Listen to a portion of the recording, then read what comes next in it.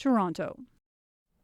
So now that we know how dangerous concussions can be, why aren't we doing more to prevent them? Experts say it's because we don't take them seriously enough, and because the hockey establishment doesn't really want to take the physicality out of the game. So it's not setting a good example, even though, as the CBC's Wendy Mesley reports, the problem is becoming an epidemic. We're at a playoff game of 15-year-olds to find out how often they see concussions. And yes, that is former NHL star Claude Lemieux. He's one of the coaches.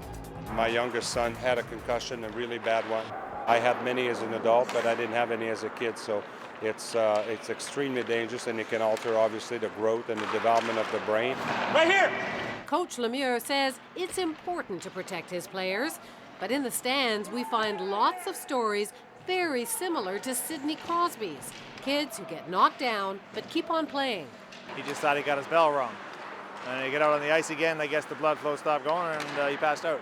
We had 2 hits, apparently. So one was a really tough hit, and he came off the ice, but he went back on the next shift. And then I think he got checked again, maybe the second shift after that. But he was hit twice and kept playing. Yeah, I don't think they realized at first. Well, you know, I think at this age they're told to kind of get up and play through the pain. I don't think he realized at first how serious it was until he had his vision problems. Now scientists call concussions the silent epidemic. Dr. Paul Eklund used to be a team physician. Now he runs a sports medicine clinic and has always suspected most concussions were going unreported. More and more of these players, these young men and women, were coming through my office, sometimes unable to go to high school, university, and their lives are being changed short-term and long-term. The NHL says there are about 75 concussions a year for all 30 teams and more than 1,000 games. That works out to a concussion in about 3% of games. There's not been many studies at the junior level, but one showed concussions in about 6% of games. Dr. Eklund didn't believe any of those stats, so he talked 2 junior hockey teams into letting doctors watch all their games for a full season. It was the first time a doctor had been on hand to do a rigorous, standardized test every time they saw a hit. Did they wobble? Did they bend over? Did they go over the bench and were they feeling unwell? And so any of those players demonstrating any of those signs we went after. It is not an easy diagnosis. It's not something where the therapist can tap you on the shoulder, "Are you okay?" and he'll say, "I'm good to go." And that's not the way, because every time the player will say he's good to go. So what did Dr. Eklund find? He found concussions happening in not 6%, but 36% of junior games, 6 times higher than had been reported. The coach of the other team doesn't believe it. We've never gone where we've had an undetected head injury in all the years that I've coached, in 20 years of coaching. So they're always detected right upon impact. You know when. Well, that's not what this doctor found. I mean, you can do a lot of studies, and I think sometimes overanalyze stuff like that. I think that when there are symptoms of a concussion, they're dealt with. They call it a silent epidemic. You're not buying it. No, I don't buy it. I don't buy it. And many of the parents we talked to agree that concussions are just part of the game. Your bell will ring, and it could be as mild as that. A minor concussion? There is no such thing as a minor or a moderate or things that you read about. A concussion is a serious brain injury. The concussion just being irrational. Debbie and Kevin Madigan wish they'd known more about concussions when their son got hit. Anytime Brad was hit prior, he would get very emotional, and he was back up on his skates, and he was, ready to defend his honor. He didn't get up.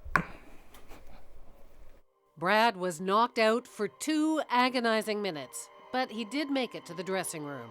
I wanted to go in and make sure he was okay, but you don't go into a 17-year-old's locker room. And one of the parents came over to me and said, let the coach and trainer take care of him. That's their job. Brad finished the game, but the next day, Debbie got a call from him at school. I just got back in the door and the phone rang. And he said, "Mom, something's really wrong. You gotta come and get me." His short-term memory was shot. His agitation, irritability, the emotional. He literally wasn't himself. They took him to the hospital. The doctors figured out Brad had had 6 or 7 undetected concussions. And he said, "Have you heard of shaken baby syndrome?" And I said, "Yeah." And he said, "That's exactly what's happened to his brain. It's all shook up in there." I was always a finalist. And so now, to recover, Brad has to spend most of his days in a dark room doing nothing. It's been months now. You're no longer in school. You're no longer playing hockey. I would just go for lunch to see my friends.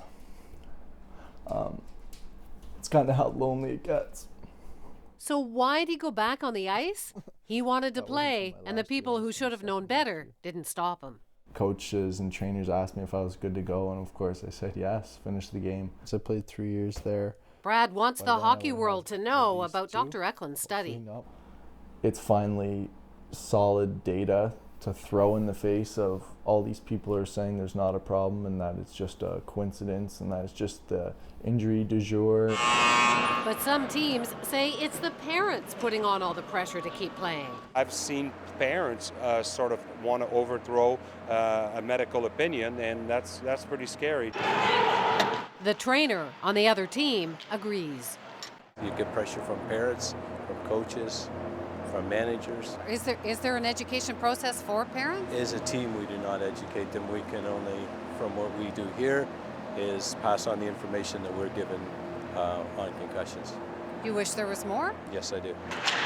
Dr. Eklund is not surprised by what we found. He says one of the teams participating in his study got cold feet when they saw how often he was finding concussions. So what was going on? They didn't want to know. If you don't look, you won't find it. And you can turn your head, and we now have enough information not to turn your head anymore from this problem. Have you had any support from Hockey Canada? Not at this time. Would you like it? We've approached them, so. And they say no? Well, not at this time. We caught up with the Ontario rep for Hockey Canada. I mean, obviously, we know there's underreporting. There's a concern from players and parents that if I report, I could be out. Right. And there's a. So how do you combat that? Through education. It's the only way we can combat it. But Hockey Canada doesn't keep track of concussions, and the only system-wide education for players and parents is on their website. But it doesn't seem to be working. You talk to the parents and they say, "Oh, he just had his bell rung, no big deal." You talk to the doctors and they go, "That is a big deal." There's no question. But I mean, when you start an education program, uptake doesn't occur in the first year, 2 years of that program. It's obviously not a good thing what happened to Sidney Crosby, but is it changing things? Like, is the discussion changing in the locker room? Hopefully, as kids, they recognize that, look up to their role models, and see that as one aspect of, okay, you know what, best player in the world has to take the time. Maybe I have to take the time too. Brad is getting better, and meanwhile, Dr. Eklund is doing another bigger study with younger kids, and once again, no one from the hockey establishment is offering any financial support. The NHL has promised to crack down on headshots, but a recent poll showed that 66% of Canadians don't believe the league is doing enough to curb violence in hockey.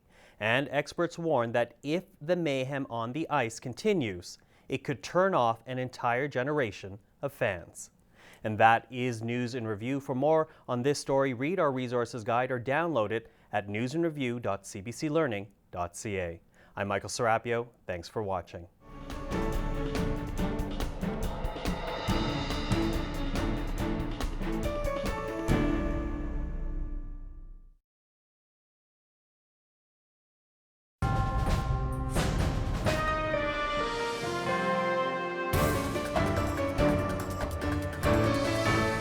Your actions could have permanently destroyed everything I've been working on. We have been working on. He's a computer geek who became a billionaire by creating an international phenomenon. Facebook. Facebook. You're giving Facebook a lot of credit for this. On News in Review today, how Facebook changed the world.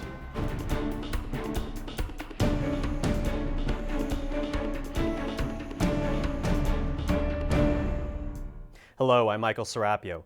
9 years ago, an 18-year-old student at Harvard University named Mark Zuckerberg set up a website called FaceMash. It posted pictures of students, invited others to vote on who was more attractive, and it was a disaster. The university's server crashed, many students complained, and he was forced to take it down. But 2 years later, in February 2004, Zuckerberg and a group of friends created a new site called Facebook. 3 years later, it had 17 million users around the world who were spending more and more time on it. Depends how much homework I have to do and how much procrastinating I do, I guess. I don't know, usually I would say probably an hour a day, if not sometimes more. A bunch of people are telling me that it's a great way to contact friends from the past, people you might have gone to junior high with, high school with, and whatnot. You just want to know what everybody's doing and check the pictures they put up and whether you're invited to any events. And for most of the reason, I don't know why I check so much. It helped friends keep in touch and brought people together, like Travis Shepard and his long-lost mother. That's the first picture I saw, and that's when I knew that was her. How did you know? My heart told me. By 2009, Facebook was so popular, it was being blamed for failing grades by students. There's always something that's distracting students. Right now, the biggest thing is Facebook, so it's no surprise that Facebook's going to be a distraction for students. And researchers. I think that students should just be aware and maybe monitor themselves if they see that they're using the site excessively or anything excessively that can influence and eat away at their study time. And it was also attracting the attention of hackers. Anytime you have a large community of people using a particular area of the internet, it's going to become a target for hackers and malicious users. But nothing could stop the growth of Facebook. By 2011, it had more than 500 million users all over the world. Canada was leading the pack with 51% of Canadians using the social media site. And even the Queen had a Facebook account. But you can't poke Her Majesty. I don't think you're going to be able to interact personally with Her Majesty, but the reality is there'll be all sorts of information and announcements and videos and technology on that Facebook page. You can, however, get royal updates. But when a wave of protest swept across North Africa and the Middle East, Facebook found a new role, helping to organize those protests and allowing the protesters to get their message out, like this Egyptian woman on this Canadian's mobile browser. She is a pretty girl there in Egypt. She's qualified and well educated. It is the people, not any other organization. The people who want to change. And change things they did, bringing down authoritarian regimes in both Tunisia and Egypt.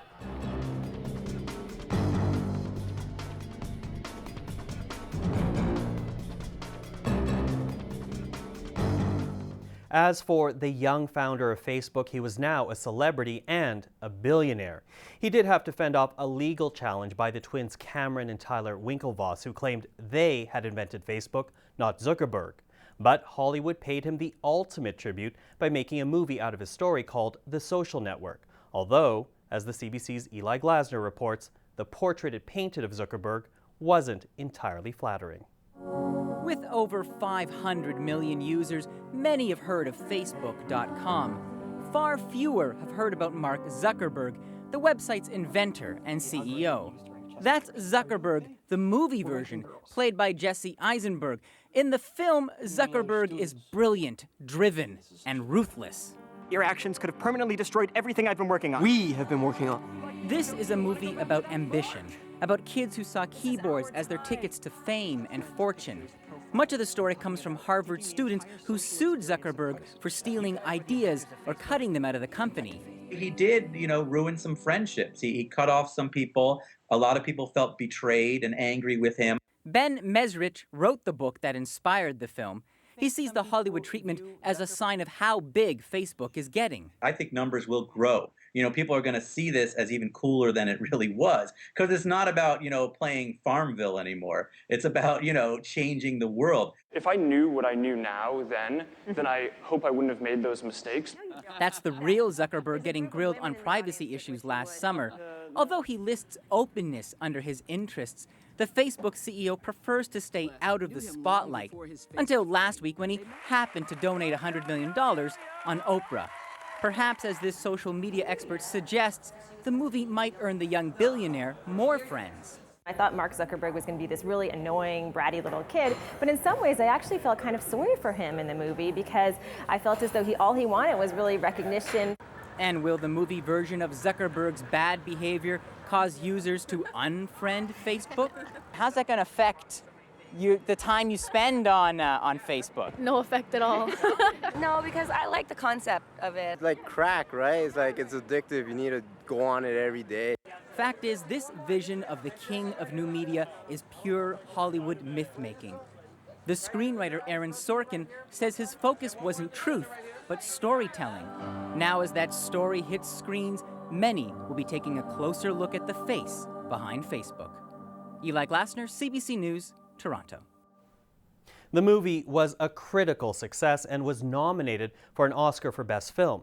It did leave audiences debating whether Zuckerberg is a nice guy or not, but nobody could deny that his college dorm project has helped change the world. The CBC's Keith Bogue took this pre-Oscar look at the movie and the Facebook phenomenon. And the Golden Globe goes to Aaron Sorkin.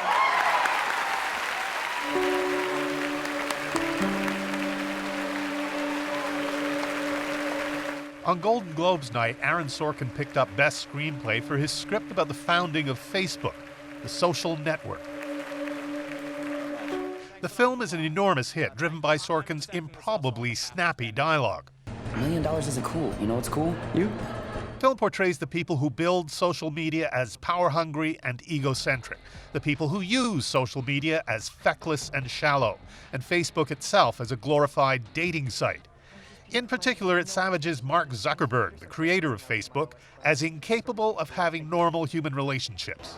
You are probably going to be a very successful computer person. You're going to go through life thinking that girls don't like you because you're a nerd. And I want you to know from the bottom of my heart that that won't be true. It'll be because you're an asshole. And that's just the opening scene. At the Globes, Sorkin apologized for it in his way. I wanted to say to Mark Zuckerberg tonight, if you're watching, Rooney Mara's character makes a